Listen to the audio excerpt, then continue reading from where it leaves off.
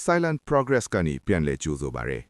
်ဒီနေ့မှာတော့စင်ကာပူနိုင်ငံရဲ့တောက်ပနေတဲ့မိုးမျှော်တိုက်တွေခင်မီအဆောက်အဦတွေကိုခဏထားခဲ့ပြီးအချိန်ကာလယူတီဗီတာနဲ့တက်တောင့်တက်တာရှိမှုတွေကိုစန့်ကျင်နေတဲ့နေရာတစ်ခုစီကိုတွားကြပါမယ်အသက်ရှင်နေသူတွေနဲ့တေဆုံးသွားသူတွေကြားကနယ်နိမိတ်တွေဝေဝါးနေပြီးရှေးဟောင်းဒနာယူတွေထဲကအမှောင်မိုက်ဆုံးအစိပ်ပိုင်းတွေကိုလူတိုင်းမြင်နိုင်အောင်ပြသထားတဲ့နေရာတစ်ခုပါအဲ့ဒီနေရာကတော့ဟောပါဗီလာရဲ့မောင်မိုက်ထူဆန်ဒီလျှို့ဝှက်စမ်းကျဲတဲ့ကဘာကြီးပဲဖြစ်ပါတယ်ကစားကွင်းတစ်ခုတည်းကိုဝင်သွားတယ်လို့မြင်အောင်ကြည့်လိုက်ပါဒါပေမဲ့ရိုလာကိုစတာတွေနဲ့တကြားလုံးတွေအစားအေယာမတရက်ကစေတွေသွေးချောင်းစီးနေတဲ့မြစ်တွေနဲ့စိတ်ကူးနဲ့တောင်မှန်းဆလို့မရတဲ့ညှဉ်းပန်းနှိပ်စက်မှုတွေကိုခံစားနေရတဲ့လူသားတွေရဲ့ရုပ်တုတွေကတင့်ကိုကြိုးစိုးနေပါလိမ့်တယ်ဒါဟာဈေးပပေါ်ကြောက်မှတ်ဖွယ်ရတဲ့အတွက်ဖန်တီးထားတဲ့တရေအိမ်မဟုတ်ပါဘူးဒါဟာကန်တရားကိုရည်ညွှန်းတဲ့အထိတ်အမှတ်အဆောက်အဦကျဲပက်နဲ့သုံးဖတ်မြင်ကိုကျင်းဆိုင်ရာပြတ်ထန်းစာအုပ်တစ်ခုဖြစ်ပြီးစိတ်ကူးလို့မရနိုင်တဲ့တဏှာဥစ္စာတွေနဲ့နတ်ရှိုင်းနဲ့အဖြစ်ဆိုးတွေအပေါ်မှာတီးဆောက်ထားတဲ့အလွန်ကိုကြီးကိုရိုဆန်တဲ့အမွေအနှစ်တစ်ခုလည်းဖြစ်ပါတယ်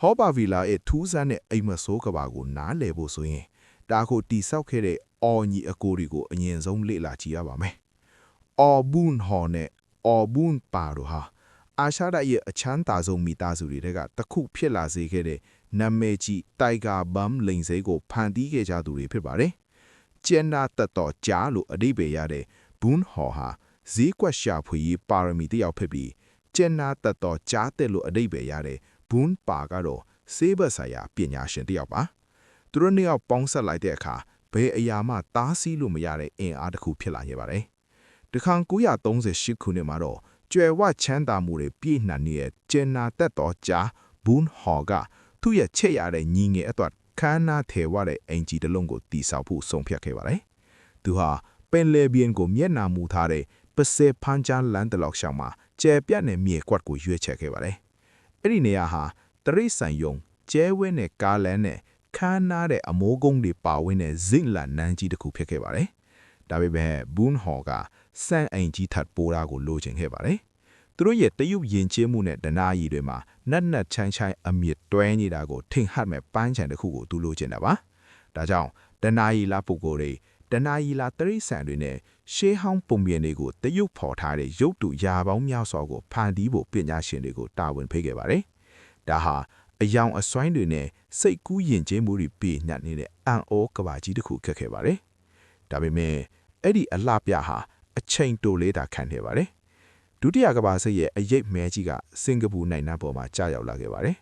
1942ခုနှစ်ဂျပန်တွေကျူးကျော်ဝင်လာချိန်မှာတော့အော်မီသားစုကထော့ပြေးခဲ့ရပါတယ်။ဂျပန်စစ်တပ်ကဒီခမ်းနားတဲ့စံအင်ကြီးကိုသိမ်းပိုက်ပြီးစောင့်ကြည့်စကန်အဖြစ်ယူဆောင်ခဲ့ပါတယ်။စစ်ဝင်ကာလမှာလှပတဲ့ဗီလာကြီးဟာဘုံကျဲဖြက်စီးခံခဲ့ရပါတယ်။ညီတို့ကျင်းတို့ဘုံပါကတော့စစ်မပြီးခင်ပါတဲ့မြန်မာနိုင်ငံမှာကွယ်လွန်ခဲ့ပါတယ်။သူ့ရဲ့အိမ်နဲ့နိုင်ငံကိုဆုံးရှုံးလိုက်ရတဲ့အတွက်နှလုံးကွယ်ကျဲချေခဲ့ရပါတယ်။စစ်ပြီးလို့ဘွန်းဟော်စင်ကာပူကိုပြန်ရောက်တဲ့အခါသူ့အလွန်ဝမ်းနည်းကြွယ်ကွယ်ခဲ့ရပါတယ်။သူ့ရဲ့ချစ်ရတဲ့ညီလေးလည်းမရှိတော့ဘူး။ညီလေးအတွက်တီးဆောက်ပေးခဲ့တဲ့ခမ်းနားတဲ့နန်းကြီးကလည်းအပျက်စီးတဲ့အခက်ပြောင်းလဲသွားပါပြီ။ဒါပေမဲ့သူဟာဒီနေရာကိုစွန့်ပစ်မယ်လို့မနီနာပဲပြန်လဲတီဆော့ဖို့ဆုံးဖြတ်ခဲ့ပါတယ်။စံရင်းရဲ့အပျက်စီးတွေကိုဖြိုလော့ခဲ့ပေမဲ့ပန်းချန်ကိုတော့အများပြည်သူဆိုင်ရာနေရာတစ်ခုအဖြစ်ပြောင်းလဲဖို့ဆုံးဖြတ်ပြီးဆက်လက်ထားခဲ့ပါတယ်။လူထုကိုပညာပေးမဲ့နေရာရိုးရိုးတန်ဖိုးတွေမိဘအပေါ်တိတက်မှုနဲ့ရှောင်လွယ်လို့နေရတဲ့ကံတရားရဲ့အရေးပါမှုကိုသင်ကြားပေးမဲ့နေရာတစ်ခုအဖြစ်သူဖန်တီးခြင်းခဲ့တာပါ။ဒါကြောင့်ပန်းချန်ကြီးကပြောင်းလဲသွားပါတယ်။ပိုမိုမှောင်မိုက်လာပြီးပိုမိုပြင်းထန်လာပါတယ်။ဘွန်းဟော်ကရုပ်တုပေါင်း1000နဲ့အေယာမှာတရုတ်ပြကွက်ပေါင်း150ကိုတိဆောက်ဖို့ညွှန်ကြားခဲ့ပါတယ်။တရုတ်ဒနာရီတွေထဲကစာမျက်နှာတွေကိုအသက်ဝင်လာစေခဲ့ပါတယ်။လာရောက်လည်ပါသူတွေဟာအနောက်ဖတ်တုတ်ခရီးသွားတဲ့ရဲ့ဂရီချန်ခါနာတဲ့တိုက်ပွဲတွေကြားတဲ့လမ်းလျှောက်သွားတဲ့နဲ့မြောက်ပွင်းစုံဦးခုံးနစ်နပ်ပြေကိုစိတ်ခင်းနေတာတွေကိုမြင်တွေ့ရပါလိမ့်မယ်။မွေဖြူမာလေးဒနာရီနဲ့မိဘတွေအတွက်အရာအားလုံးကိုစွန့်လွတ်ခဲ့တဲ့ဒနာရီလာတယူတဲ့တွေရဲ့ပုံမြင်တွေကိုလည်းမြင်တွေ့ရပါလိမ့်မယ်။ဒါပေမဲ့မျိုးဆက်ပေါင်းများစွာသောစင်ကာပူကလေးတွေရဲ့မှတ်ဉာဏ်တွေကိုထိတ်လန့်စွာစေခဲ့တဲ့ဟောပါဗီလာရဲ့အစစ်ဆုံးနှလုံးသားကတော့ မှောင်မိုက်လူဘိုလူတောင်းတစ်ခုရဲ့နတ်ဆိုင်ဆုံးနေရာမှာတည်ရှိပါတယ်။ဒါဟာငရဲပြေစီတို့ဆင်းသွားရတဲ့အဓိကဆွဲဆောင်ချက်တစ်ခုဖြစ်တဲ့ငရဲခန်းစေခန်းလို့ခေါ်တဲ့ငရဲခန်းစေခန်းပဲဖြစ်ပါတယ်။ကူးပေါက်သေးကိုဖြတ်ကျော်ဝင်သွားဆိုနဲ့နေရောင်ကြီးပျောက်ကွယ်သွားပါပြီ။လေတုကလေးလေးသွားပြီးမြင်းကောင်းနားကောင်းတွေနဲ့ပြုံးရဲမရှိတဲ့ကြောက်မတ်ဖွယ်ရာငရဲထိန်တွေကတင့်ကိုဝိုင်းရနေပါလိမ့်မယ်။တင်းဟာတေဆုံးသွားပြီ။တင်းရဲ့ဝိညာဉ်ကိုငရဲပြေရဲ့အမြင့်ဆုံးတရားသူကြီးဖြစ်တဲ့ယမတ်နင်းရှေမောက်ကိုခေါ်ဆောင်လာခဲ့ပါပြီ။ဒီနေရာမှာလျှို့ဝှက်ချက်မရှိပါဘူး။တင်းရဲ့ဘဝကိုဝတ်တွေးကြေးမုံဆိုတဲ့မှန်ကြီးရှေ့မှာရှင်းလင်းစွာဖော်ပြထားပါတယ်။ဒါဟာတင်းအသက်ရှင်စဉ်ကကျူးလွန်ခဲ့တဲ့အပြစ်တိုင်းရက်တီးတဲ့စကားတိုင်းတကူကောင်းဆန်တဲ့လုတ်ရက်တိုင်းကိုထင်ဟပ်ပြသနေတဲ့မှားချုပ်မှန်ကြီးတစ်ခုပါ။တကယ်လို့တင်းရဲ့ကောင်းမှုကုသိုလ်တွေကအပြစ်တွေထက်ပိုများနေမယ်ဆိုရင်တင်းမြ мян ဆန်းဆန်းဖြတ်သွန်းသွားနိုင်ပါတယ်။ဒါပေမဲ့တင်းအပြစ်လုပ်ခဲ့မယ်ဆိုရင်တော့နောက်ထပ်ငရဲခန်းတွေကကြောက်မတ်ဖွယ်ရာနဲ့ဘရင်တွေနဲ့ရင်ဆိုင်ဖို့အောက်ကိုပို့ဆောင်ခံရပါလိမ့်မယ်။ငရဲခန်းတစ်ခုချင်းဟာတီးတန့်တဲ့အပြစ်တစ်ခုအတွက်တီးတန့်တတ်မှတ်ထားပြီးပြစ်ဒဏ်တွေကတော့တင်ပတ်ဝင်းကျင်မှာလူအရွက်အစားတရုတ်ပြကွက်တွေမှာအသေးစိတ်ကြောက်မတ်ဖွယ်ရအောင်ပြသထားပါတယ်။တတိယမြောက်ငရဲခန်းမှာတော့ဂျေဇူးခန်းသူတွေလူကြီးသူမတွေကိုမယိုသေးသူတွေဒါမှမဟုတ်ထောင်ဖောက်ပြီးသူတွေကိုရဲရဲနီးနေတဲ့ကြေးတောင်တွေမှာချီနှောင်ထားပြီးသူတို့ရဲ့အရေးပြားတွေကပူလောင်နေတဲ့တထုပြားတွေကြောင့်ကျွမ်းလောင်နေပါတယ်။စရုပ်ထမြောက်ငရဲခန်းမှာတော့အခွန်လျှောက်သူတွေနဲ့စီးပွားရေးလုပ်ငန်းတွေမှာတခြားသူတွေကိုလိမ့်ပြသူတွေကိုအေးယာမကြောက်သူတွေနဲ့ထိုးရောက်ခံနေရပါတယ်။ပိုမိုနတ်ဆိုင်လာတဲ့နေရာကိုရောက်သွားလေပြစ်မှုတွေနဲ့ပြစ်ဒဏ်တွေကပိုမိုပြင်းထန်လာလေပါပဲ။အစာမလွန်အတိုးယူတဲ့ငွေချီးသူတွေကိုထတ်ချဲနေတဲ့ဓားထောင်ပေါ်ကိုပြက်ချောက်လိုက်ကြတာတွေ့ရပါလိမ့်မယ်။တခြားသူတွေကိုပြန်ယူသူတွေလူသက်ဖို့ကြံစီသူတွေကိုအတက်ချဲဖြတ်ပြီးဓားမိုဟမ်ဒီဆူနေတဲ့ CO ကြီးတွေထဲကိုပြက်ချောက်လိုက်ကြတာတွေ့ရပါလိမ့်မယ်။ရုပ်သူတွေကအလွန်ပြင်းပါတယ်။ကြောက်ပြင်းဒီပေါ်မှာသွေးတွေတုတ်လိထားပြီးကျိန်တောက်တင်သူတွေရဲ့မျက်နှာတွေမှာအဆုံးမရှိနာကျင်ခံစားမှုတွေကိုထူးချဲ့ထားပါတယ်။ငရဲထိန်တွေကတော့သူတို့ရဲ့ရက်တီးတဲ့အလုပ်တွေကိုပြုံးရဲကြည့်လို့နေပါတယ်။ဒါဟာအာယုံတွေကိုလွမ်းမိုးသွားစေတဲ့ထိတ်လန့်ပွဲတစ်ခုပါ။ဆယ်စုပေါင်းများစွာမိဘတွေကသူတို့ရဲ့ကလေးတွေကိုဒီနေရာကိုခေါ်လာကြပြီးကြောက်မတ်ဖွယ်ရာမြန်ကွင်းတွေကိုလက်ညှိုးထိုးပြီးကလေးတွေအနေနဲ့အကျင့်စာအိတာမကောက်ဘူးလိမ်ပြားပြီးလူကြီးသူမတွေကိုမယိုသေးဘူးဆိုရင်ဒါဟာသူတို့ကိုစောင့်ကြိုးနေတာအဖြစ်တတိပေးခဲ့ကြပါတယ်။ဒါဟာ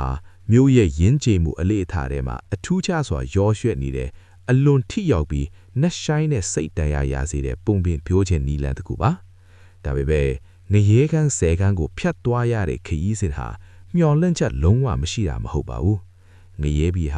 ာထာဝရကျိန်သားတဲ့နေရာမဟုတ်ဘူး။စင်ကြယ်ပေးတဲ့နေရာတစ်ခုပါ။ဝိညာဉ်တစ်ခုဟာနာကျင်ဖွယ်ပြစ်တနေ့ကိုခံစားပြီးသွားရင်တသမမြောက်ငရေခန်းကိုရောက်ရှိသွားပါတယ်။ဒီနေရာမှာဝင်စားခြင်းစက်ကွိုက်ဟာအဆုံးမရှိလဲပတ်နေပါတယ်။ဝိညာဉ်တစ်ခုဟာလူပြည်ကိုပြန်လဲဝင်စားခင်မှာမန်ပိုလို့ခေါ်တဲ့အပွားအိုတယောက်ကသူ့ကိုခွတ်တစ်ခွက်ကမ်းပေးပါတယ်။ဒါဟာ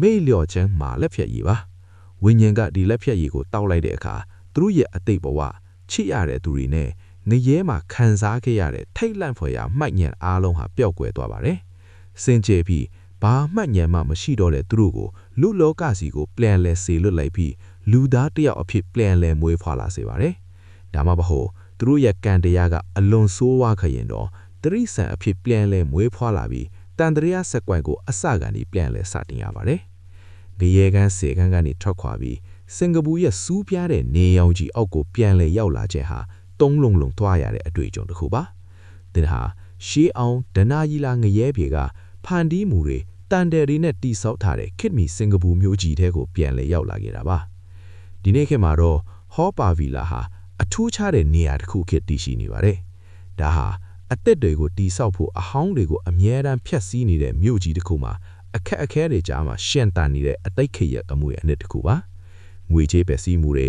စီမံကိန်းအပြောင်းလဲတွေနဲ့လူတို့ရဲ့ပြောင်းလဲနေတဲ့အကြိုက်တွေကိုသူကြံကြံ့ခံကြော်လွှာခဲ့ပါတယ်။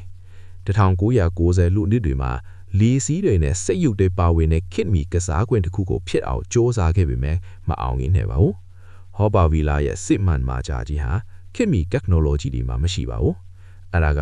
သူ့ရဲ့ YouTube တွေရဲ့ကြမ်းတမ်းပွင့်လင်းပြီးထူးဆန်းတဲ့အမှုပညာလက်ကမာတွေမှာပဲရှိပါတယ်။ဒီနေရာဟာခစ်မီတန်းရှင်အောင်လှုပ်ဆောင်တာကိုလက်မခံတဲ့နေရာတစ်ခုပါ